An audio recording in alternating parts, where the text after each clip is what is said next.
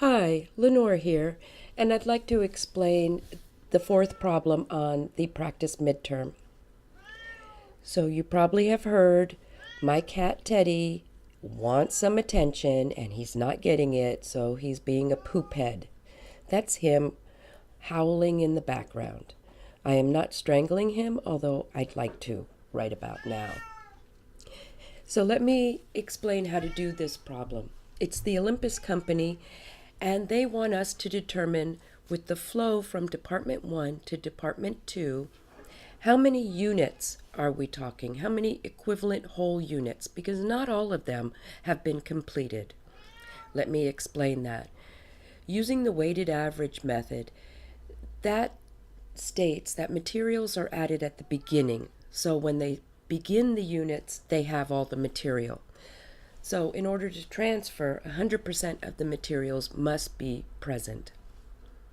With regards to conversion, which if you remember are direct labor costs and manufacturing overhead costs, these aren't quite finished yet. So the folks who are making whatever this unit is, they're not finished. They're only partially finished.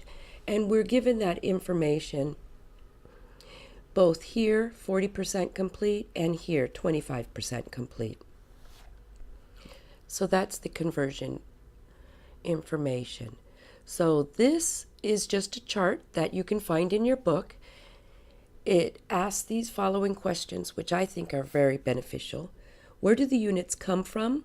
Where do the units go? These two must match, or they must reconcile, which is going to help us solve part of this information. What is the ending balance? It's going to help us solve that. So, that said, let's begin. We have our beginning inventory, and the number of units comes from right here, 3,000.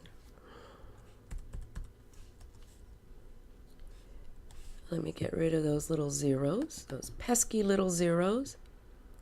And we're also told that the number of units transferred to Department 2 from Department 1 are 23,000 units. So these are complete and transferred. I'm going to put that here, 23,000 units.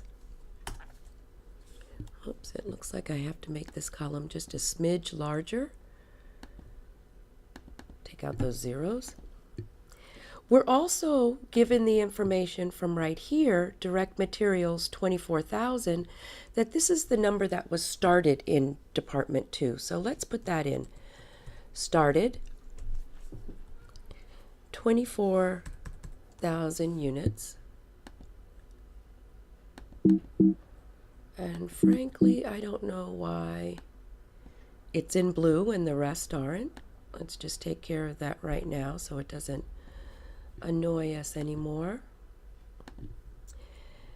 So the total of these two items is 27,000.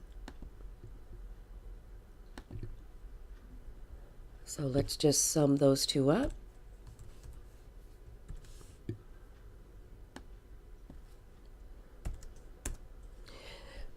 And we'll just call this the total. So if the total on one side, where the units come from, is 27,000, then the total on the other side, where units go, must also be 27,000. That's the cool part of this chart. So the space that we have blank, this is going to be the ending inventory balance, which, as you can see, we need to determine right here. So let me put in this. So that number will be the 27,000 less the 26,000. So 4,000 units are in the ending inventory. All right, so we've solved a little bit. We need this in order to move on. So now let's work with the percentage of work. So we're no longer working with that. We're now going to work with this information.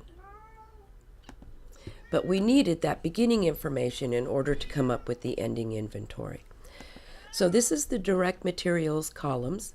And as said, it has to be 100% in order to transfer from one to the other. So 23,000 multiplied by 100% is 23,000. This is not dollars, it's units. And then for the ending inventory, 4,000 ending inventory units multiplied by 100% are 4,000 units. So these are dollars. Let me put a dollar sign in there for you. And the other are units. Don't know why.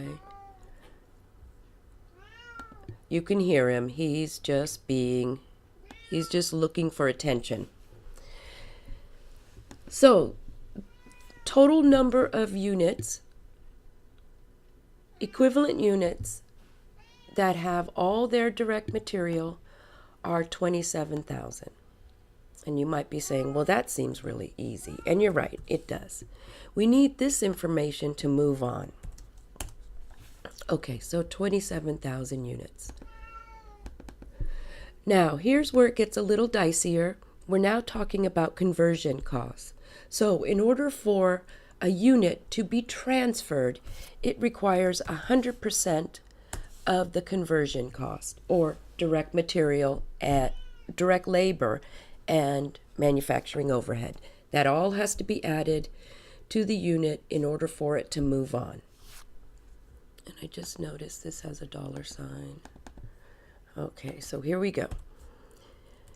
23,000 units multiplied by the 100%. So that represents units. 23,000 equivalent whole units have their full or 100% of their conversion costs. Now, with regards to the ending inventory, we are told right here that they're only 25% complete. Now remember, material is added up front, so that's 100%, but conversion costs, direct labor and manufacturing costs, are only 25% complete. So now we're going to multiply the 4,000 ending balance units by the 25%, and we get 1,000. So 1,000 equivalent whole units come from this 4,000 units that are only 25% complete. So let's get a total there. And let me take out that dollar sign again. I apologize.